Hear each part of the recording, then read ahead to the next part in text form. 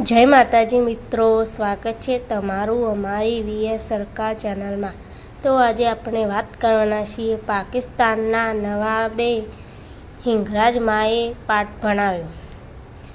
રહસ્યમય અને ભક્તિ ભરેલી લાંબી કથા। પાકિસ્તાનના બલુચિસ્તાનના વીરા રણમાં એક પ્રાચીન શક્તિનું નિવાસ હતું, હિંગરાજ માનું પવિત્ર ધામ। સદીઓથી ભક્તો અહીં પોતાની શ્રદ્ધા લઈને આવતા, કઠિન યાત્રા કરીને પણ માના દર્શન કરીને ધન્ય થતા, પરંતુ દરેકને માની મહિમા સમજાય એવું નહોતું। આ જ પ્રદેશમાં એક ઘમંડી નવાબ રહેતો હતો। નવાબ અજમખાન તે ખૂબ જ અમીર અને શક્તિશાળી હતો, પણ હૃદયથી અહંકારી અને અધર્મી। તેને ભગવાન મા ભક્તિ કોઈમાં વિશ્વાસ નહોતો। એક દિવસ તેના દરબારમાં ચર્ચા થઈ। સાહેબ એક મંત્રી બોલ્યો, આ હિંગરાજ માનું મંદિર બહુ પ્રખ્યાત છે, લોકો કહે છે કે ત્યાં ચમત્કાર થાય છે। નવાબ હસી પડ્યો, ચમત્કાર એ બધું લોકોની મૂર્ખતા છે। હું જોઈશ કે આ મામાં કેટલી શક્તિ છે। તેના અહંકારને કારણે તેણે નક્કી કર્યું કે તે મંદિરને નષ્ટ કરશે।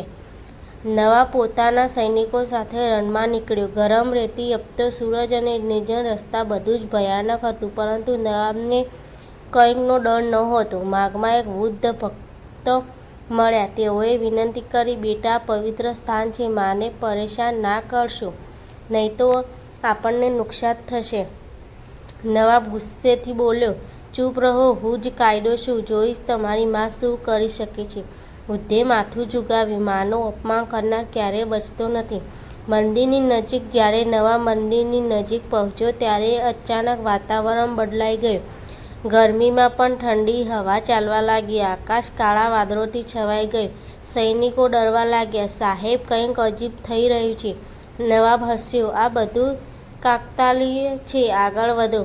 જ્યારે તેઓ મંદિરના દરવાજા પાસે પહોંચ્યા ત્યારે અચાનક જમીન ધ્રુજવા લાગી। થોડા બેભાન થઈ ગયા। સૈનિકો ગભરાઈ ગયા, પણ નવાબ હજુ પણ અહંકારમાં હતો। માનો પ્રકોપ। નવાબે મંદિરમાં પ્રવેશ કર્યો। અંદર અંધારું અને શાંતિ હતી, પરંતુ મા એક અદ્ભુત તેજ જોવા મળતું હતું।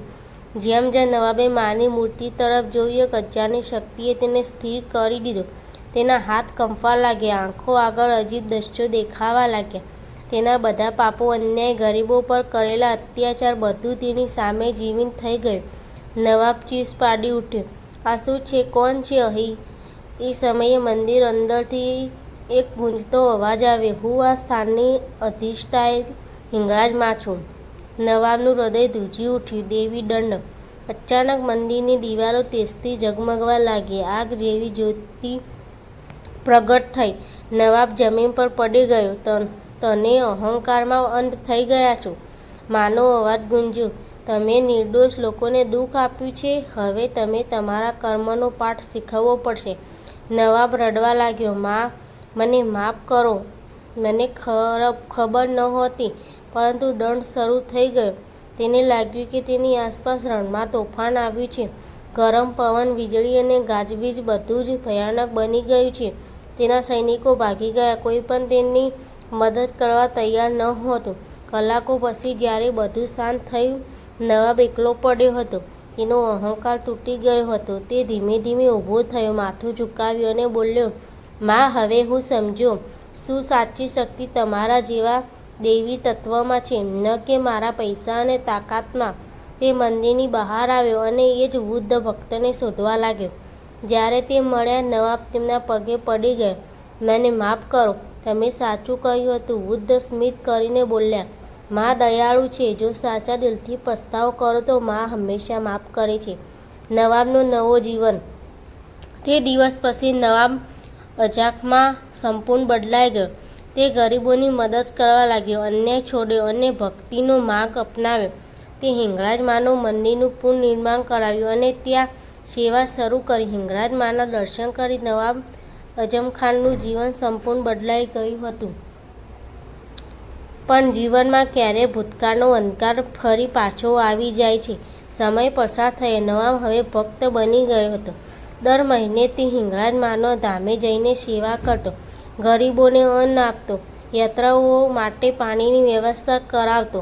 પણ તેની જૂની દુનિયા, દુશ્મનો અને ઈર્ષ્યાળુ લોકો હજુ પણ જીવિત હતા. અંધકારનો ફરી આગમન. એક રાત્રે નવાબને એક અજાણી સ્વપ્ન આવ્યું. રણમાં ભયાનક તોફાન હતું. કાળા વાદળો, વીજળીના ચમકારો અને રેતના વંટોળા. તોફાનની વચ્ચે એક કાળો છાંયો ઊભો હતો. નવાબ, તું ભલે બદલાઈ ગયો હોય, પણ તારા પાપો હજુ જીવિત છે. નવાબ ચમકી ઉઠ્યો, પસીનામાં તરબળ થઈ ગયો. બીજા દિવસે ખબર પડી કે તેના જૂના સાથીઓએ તેના વિરુદ્ધ કાવતરું રચ્યું છે. તેમને વિચારી નવાબ હવે નરમ બની ગયો છે. આ યોગ્ય સમય છે તેને ખતમ કરવાનો. તેઓએ એક ખતરનાક તાંત્રિકને બોલાવ્યો, કાળિયો ફકીર કાળો જાદુ જાણતો હતો. તેને રણમાં એક ભયાનક યજ્ઞ શરૂ કર્યો. રણમાં ભયાનક શક્તિઓ. એ રાત્રે રણમાં અજાણી ઘટનાઓ શરૂ થઈ ગઈ. રેતીમાંથી અજીબ અવાજો આવવા લાગ્યા. થોડા ડરીને ભાગવા લાગ્યા. આકાશ લાલ રંગનું થઈ ગયું. લોકો કહેવા લાગ્યા, રણમાં કોઈ દુષ્ટ શક્તિ જાગી છે. નવાબ સમજી ગયો, આ કોઈ સામાન્ય ઘટના નથી, માનો સંકેત છે. તે તરત જ હિંગરાજ માના મંદિરે ગયો. જેમને તેની પ્રાર્થના કરી. દીવો અચાનક તેજસ્વી પ્રગટ થયો. તેના મનમાં અવાજ આવ્યો, બેટા, તારી પરીક્ષા હજુ પૂરી નથી થઈ. નવાબના શરીરને કંપાવી છૂટી ગઈ. ભયાનક રાત્રિ. નવાબ પોતાના થોડા વિશ્વાસુ માણસો સાથે રણમાં ગયો, જ્યાં કાળિયો ફકીર યજ્ઞ કરી રહ્યો હતો. જ્યારે તે ત્યાં પહોંચ્યો, તેને જોયું, કાળિયો ફકીર અગ્નિ આગળ બેઠો હતો. આસપાસ ખોપડીઓ અને અજીબ ચિહ્નો હતા. ફકીર હસ્યો, નવાબ, તું માની પાસે ગયો, પણ આજે તને કોઈ બચાવી શકશે નહીં. દેવી શક્તિનો પ્રકોપ. ફકીરે મંત્રોચ્ચાર શરૂ કર્યા. રણમાં તોફાન આવી ગયું. અચાનક જમીનમાંથી કાળા છાયા ઊભા થવા લાગ્યા. નવાબ ડરી ગયો, પણ તેની આંખ બંધ કરીને માને યાદ કર્યા. હિંગરાજ માની રક્ષા કરો. એ ક્ષણે એક અદ્ભુત ચમત્કાર થયો. માનું દિવ્ય રૂપ. આકાશમાંથી એક તેજસ્વી પ્રકાશ ઉતર્યો. તે પ્રકાશમાં માનું દિવ્ય સ્વરૂપ દેખાયું. રણમાં શાંતિ છવાઈ ગઈ. કાળા છાયા ગાયબ થવા લાગ્યા. માનો અવાજ ગુંજ્યો, જે ભક્ત સચ્ચા દિલથી મારી શરણમાં આવે છે, તેને કોઈ દુષ્ટ શક્તિ સ્પર્શી શકતી નથી. કાળિયો ફકીર ગભરાઈ ગયો. આ કેવી શક્તિ છે? દુષ્ટનો અંત. માનો તેજસ. ફકીરની શક્તિ નષ્ટ થઈ ગઈ. તે જમીન પર પડી ગયો. તેના સાથીઓ ભાગી ગયા. નવાબ આંખોમાં આંસુ લઈને માને પ્રણામ કર્યા. મા, તને ફરી મારી રક્ષા કરી. અંતિમ પાઠ. માનો અવાજ આવ્યો, યાદ રાખ, સચ્ચાઈ અને ભક્તિનો માર્ગ ક્યારેય સરળ નથી, પણ અંતે જીત હંમેશા સત્યની જ થાય છે. નવાબે જીવનભર માની સેવા કરવાનો સંકલ્પ લીધો. જય માતાજી મિત્રો. અમારો વિડીયો ગમ્યો હોય તો વિડીયોને લાઇક, શેર અને ચેનલને સબસ્ક્રાઈબ કરવાનું ભૂલતા નહીં.